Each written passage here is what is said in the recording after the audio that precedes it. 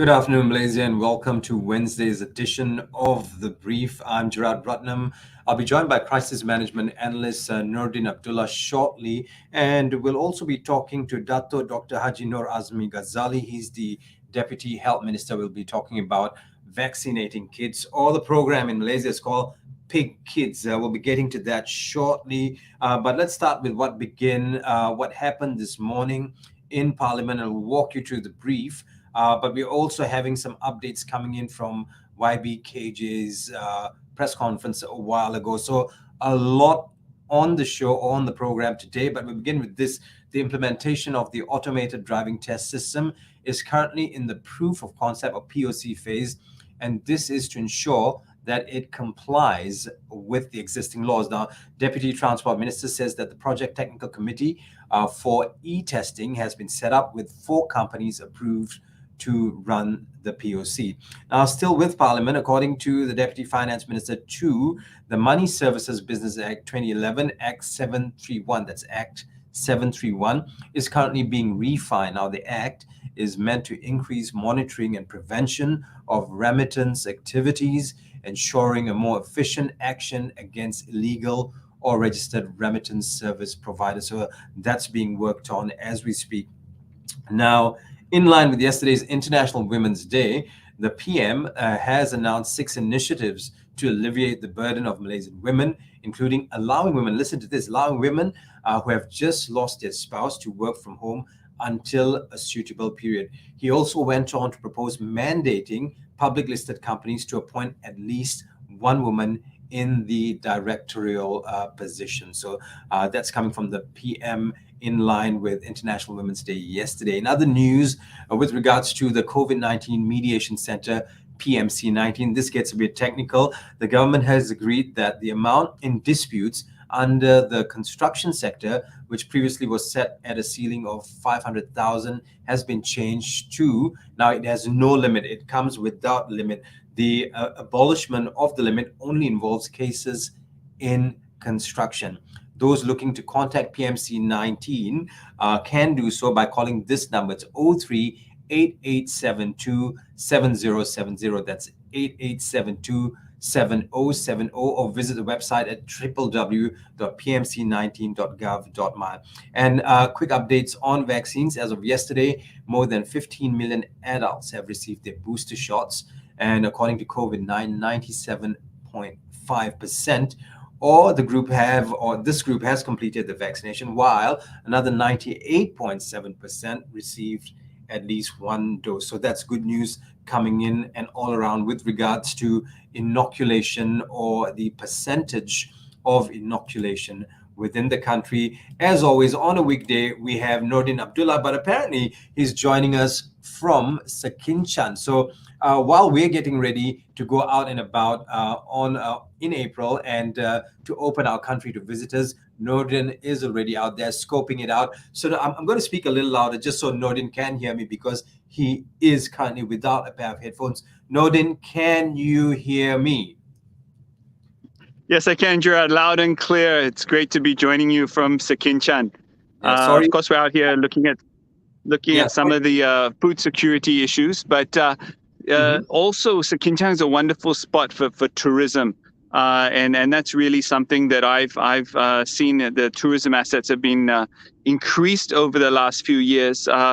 But one of the things that we're looking at now with the economy, looking at opening up, travel, looking at opening up, we're going to see an increased amount of foreign visitors come back into the country. So one of the things that I always talk about is in terms of crisis management is protecting our most valuable assets. And really, from a societal point of view, the most valuable assets are the children. And I think that's where the government has also started to really push the communications in terms of getting that right. Right. So I'm just going to enunciate a little bit more, and this is for the viewer, just so you understand that I'm speaking. Nordin is an open space, so I have to speak with a little bit more clarity. Now, here's an update, Nordin, okay? Nightclubs not allowed to open during transition period to endemic phase, high-risk premises for COVID-19 transmission. So that's what YBKJ is saying. He's also saying no vaccines have been approved yet for children 5 years and below. And here's another one: children, adolescents below 17 need not undergo quarantine upon arrival to Malaysia, regardless of vaccination status. Now, I'm sure you've been following very closely what the PM announced yesterday. He had quite an announcement. We are opening up for business again, bringing people into our country again. Now, what are your thoughts coming into all these updates coming up? I know, really good news all around at this point. Oh, it's really welcome news, especially from the business community. Malaysia, of course, is one of the key trading countries in the world. We've announced large amounts of investment that have been tabled to roll out in Malaysia in the next couple of years. But when you announce investment, there's a timeline between getting investment announced to getting projects started, and that's going to rely on people being able to move into the country. Those investors, as well as the technical expertise. So for me, from a crisis management perspective, this is actually solving one of those key crises points. And the Prime Minister has taken the lead on that. And of course, the Ministry of Health have made sure that we are protected here in Malaysia and in line with international standards. So also those foreign investors and those foreign business people who will be coming into the country can also be assured that things are going to be safe when they get here. So it's not just a one-sided discussion here. It's getting it globally benchmarked. It's getting it locally and culturally appropriate. So it's an excellent move, and we're excited. Yeah, yep. So we've got 9 SOPs now. So we need to ensure our P's and Q's by continuing to wear our face masks, maintain cleanliness, just the usual things. The My Sejahtera thing is also a big thing. We need to really make that a part of our lives for those of us who haven't. Ensuring physical distancing, good ventilation, and clean premises, especially if you're handling food. So it's just the basic thing, and knowing when to triangulate, when to do your own testing. These are some of the SOPs that we need to adhere to, or the 9 SOPs as we open for April 1st. Also, let's not forget Ramadan is coming, and we want to celebrate Raya this time around. I think it's been a long time. So we need to get into this culture of remembering and following these 9 SOPs. What are your thoughts moving into this? Also, your thoughts on kids being inoculated at this point. We'll be having the Deputy Health Minister shortly. I think he's on standby, waiting to come in. He's taken time off to join us. So what are your thoughts coming into this? Well, I'm excited to hear what the Deputy Minister has to say. Of course, he's got a lot of work to do in terms of communicating to the community what needs to be done. And kids, and I love the name PICKids, of the program. It's catchy, it works. What I want to hear and what I want to make sure is that the government continues to communicate. What we will see when we move into the endemic phase is people will be less concerned about COVID-19 because it will be seen as less of a threat.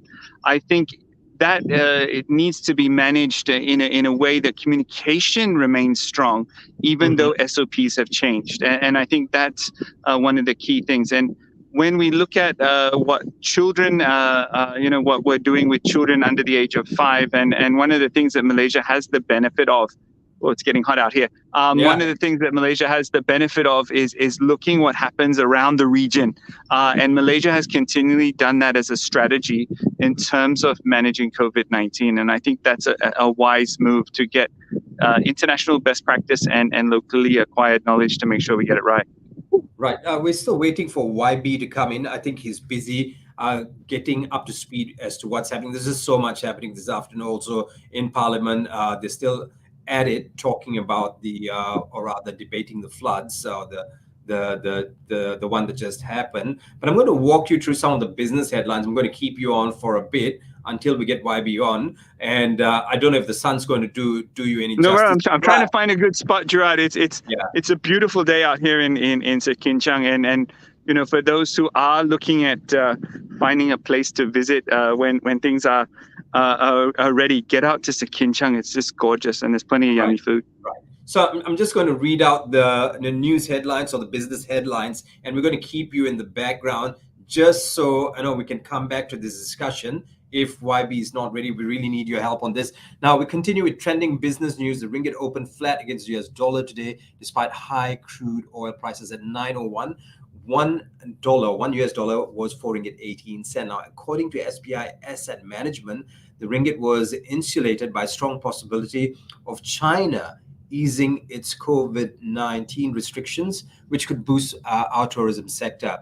In the meantime, let's take a look at what happened in Bursa today. This morning's trading session was high today, boosted by buying support among the lower liners at 12:30. The benchmark FTSE Bursa Malaysia KLSE, or FBM KLCI as we know it, firmed 3.48 points to 1,550.35. Now, here's a quick update on gold prices. Everyone's been talking about gold. The physical price of gold was 265.58 ringgit per gram as of yesterday. Moving on to other local headlines, Malaysia Airports Holdings Berhad foresees improvement with increase in international passenger traffic movements thanks to the government's reopening of borders on the 1st of April. Not so very long to go, so please get ready for it. Every sector, all of us have to be prepped for this. Prior to the pandemic, we used to receive, and this is a fun fact here, 26 million tourists, generating a good 86 billion ringgit in tourist expenditures. This was back then. Now, in international business, McDonald's Corporation says it will temporarily close all 847 of its restaurants in Russia. So that's a big decision, but they're going to continue. They went on and said that they're going to continue to keep paying or keep their staff within Russia on the paid docket. So that's some news, international business headlines for you. Well, we're still waiting for word if YB is already here. If he's already here, we'll go on, or we'll take Nordin back on. YB, thank you very much for joining. Good to have you here. I'm ready now. Stand by. We were worried that we couldn't get you. We were busy. Yeah. I'm going for another meeting at 2:30. Exactly. But thank you so much for doing this, YB. Now, very quickly, I think what Malaysia wants to know now is the progress of PICKids during the school holidays. Where are we with this, YB? Well, actually, to date, to this date, we have vaccinated 1.06 million students. There are 4 million students, and we are focusing on 80%, that is 3.6 million, whereas about 2 million will be in the schools. And we have done 29.9%, it's almost 30% for the whole country. And yesterday was 17,784 students were vaccinated. During the school holidays, we have also started the walk-in policy, where a certain numbers of selected PPVs, the vaccination center all over the country will be listed in this website, KKM website and the Protect Health website. So parents are encouraged to bring their children during the school holidays to any of these selected vaccination center for without any appointments. This is walk-in center. And the trend is not really good actually. We had done 70,000 about 1 or 10 days ago, and then it went down, slowly went down, and then it has gone down to 14,000. It has picked up actually, 17,000. We're hoping that it should, there's another tick going up trend after this. Mm-hmm. But having said that, what are parents talking about? Apakah feedback dari from the parents that we're getting at this point? It's not like during the adolescence where they are more willing to give the consent, but at this moment, parents are more concerned because of our children, and then they are more worried. Yeah. That's why they take the attitude of wait and see, and then for that they have not given. Those who got the appointment didn't turn up. The attrition rate was high, and those who there are no bookings, and then some of the vaccination centers will not fill up to the mark that they want. So more concern of safety. They are worried that the serious side effects, and then of course there are impacts from the social media. Some people are sending negative stories and then negative videos around.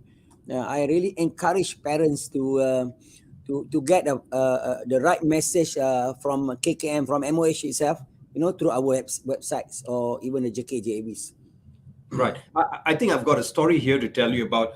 The other day, I think one of my friends called Dr. Musa. He's been very vocal about this. So Dr. Musa said he's a pediatrician, and he said, should I vaccinate my kid?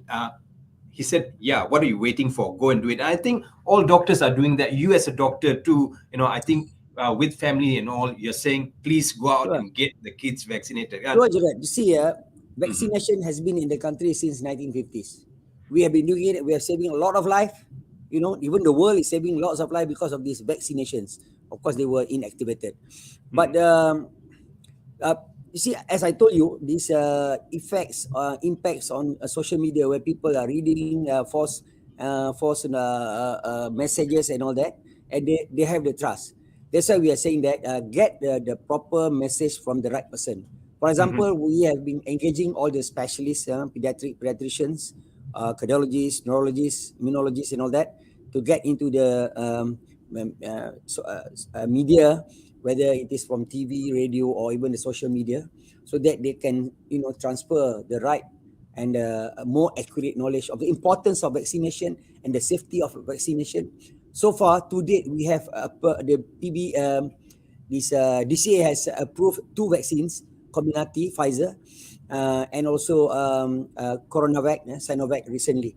On Comirnaty was on the 6th of January. Now it's on the 3rd of March. And then we have made decision with the CITFC that we're going to start doing Sinovac on the 7th of March. So I just want to tell you that the Pfizer vaccine is much better than the Sinovac because it is more effective, a higher antibody and protective level, and they wane off a bit more later than the Sinovac. And then anyway, both vaccines are safe, and our priority is to offer Pfizer vaccine for those who have allergies or any health problems. Then only we give them the Sinovac vaccines. But unless if the parents decide not to opt for Sinovac, then we will still give this vaccine is better give a vaccine than never. So I guess our stance right now is to get everyone vaccinated. Choose what you want as long as you get vaccinated. Yes. Yeah. We are targeting 70% by April. We hope that we can do that. And then with this engagement with these influencers, the religious people, pediatrician and all that, we are hoping that people will decide to give consent for the kids to be vaccinated. And just to tell you that the cases are rising. The numbers, though they say children's are very mild, but there are children being admitted and going to ICU. We are worried of this because we have done 97.5% for the adult, and we have done 91% for the adolescents.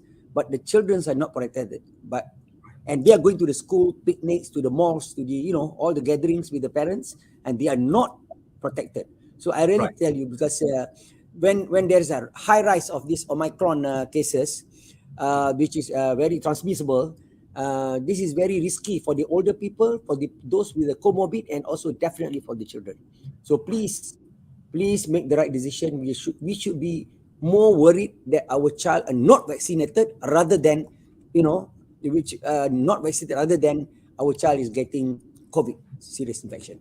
Right. So 2 things we need to look at. We are opening up our borders. People are going to come visit us again. So we need to get our kids inoculated. Yes. Itu penting lah. Now the next thing is, and this came in just a while ago. I'm sorry to give you this, but okay. So for kids who have completed their vaccine, maybe the 1 dose, 2nd dose, attending face-to-face classes, minus the rotation system. So now we have a rotation system. Do you think we will see a movement into face-to-face classes again, tanpa rotation, without the rotation? Yeah, but certain classes there are no rotations actually. No rotations already. Yeah. So we will really. Classes, I think but not all. But sooner, I think the Ministry of Education will decide something better for the children, because once they are more protected. Our 2nd dose will start, because we started on the 3rd of February. So the 2nd dose will start on the 3rd of April. Right. April for Pfizer. So we've got 1 minute left, YB. I know you have to rush to another meeting. Your message to Malaysia. Yes. We love our kids, and the responsibility of the MOH is to protect everybody's health. And then we know we have the data, the clinical data, and also the real world data saying that Pfizer and Sinovac vaccines are very safe. Therefore, I really, urge parents to please help us to help your children. Please give the consent. Please come to the vaccination center if you are given the appointment, and please just walk in any of the walk-in center and get your children vaccinated to save them, inshallah. We're going to say YB. Thank you so much, YB. Yeah, thank you, Gerard. See you again. That was YB, DATO Dr. HAJI Noor Azmi GHAZALI, our Deputy Health Minister, taking time off to join us to talk to us a little bit about PICKids. I mean, if you haven't yet taken your kid for it, please go speak to your doctor again. I know it's a tough time, especially if you're a parent. It is a hard thing to do. A lot of parents are already going out there. Please ensure, like YB said before, ensure that you're getting the right information before the inoculation. Thank you very much. That was our Deputy Minister joining us. We now move on to international stories.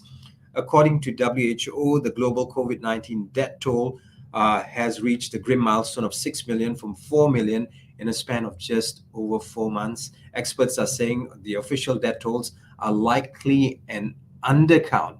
The US reports the highest number of deaths, accounting for 16% of the global total, closely followed by Brazil and also India.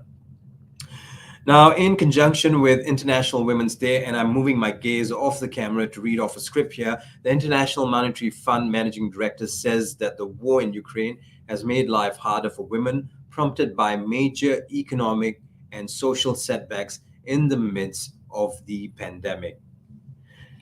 Now, in a third attempt of peace talks, and we're talking about Russia and Ukraine, the negotiators have failed to achieve a major breakthrough, with a fourth round of talks they say will take place in the very near future. Now, Russian negotiators brought specific agreements to the talks, but the Ukrainians, or the Ukrainian side has refused to sign them on the spot to be assessed further for inspection. So they want more inspections to be carried out. Now, the talk did, however, bring developments on the opening of humanitarian corridors, with Ukraine assuring Russia that humanitarian corridors would start working very, very soon.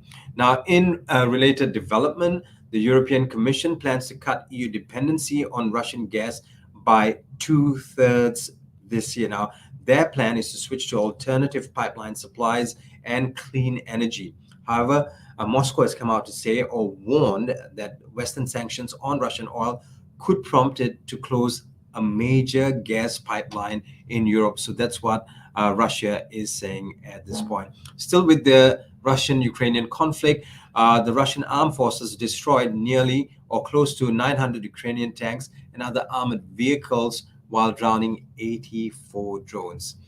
And a satellite imagery captured construction of North Korea's nuclear testing site for the first time. I don't know if we have the testing site or the images, for the first time since its closure in 2018, indicating a possible major weapon test and return to intercontinental ballistic missiles, or ICBMs. Kim Jong-un says he no longer feels bound by the denuclearized moratorium stalled since 2019. So that's news coming out of North Korea, what the North Korean leader has to say at this point. Now, we did have the 9 SOPs that we're talking about. So briefly, let's very quickly go through the SOPs once again. We need to remember this. People need to continue wearing face masks in public spaces. That's true. If you're running a shop or if you're running an eatery, please keep it clean. Operating hours will be based on your licenses. So if you used to run for 24 hours, I think that's going to go back to what it was. And for those of us who are going out to eat, I think we're using a lot of sanitizers. They're saying now, use sanitizers if you want to. Please wash your hands often. I think that's the basis or the underlying thing of keeping hygiene, especially if you're touching elevators or buttons, so on and so forth. Also, use the My Sejahtera app. This is a very important one. I can't go through the rest, but physical distancing is important, good ventilation, so on and so forth. These things are very important before we think about opening up on April 1st. So I think we really need to keep these things in check as we move forward. Now, if you're in the Klang Valley and Kuala Lumpur area, be on the lookout for possible heavy downpour. Please be safe while you're driving around. Trees are, dropping or falling on roads, are being felled because of the rain and the strong winds. Please stay safe. If it's raining and you feel your gut tells you, I can't go out, don't go out. On that note, I'm Gerard Ratnam signing off for The Brief on Wednesday. You have a great day ahead. And thank you very much for staying with us right here on Bernama.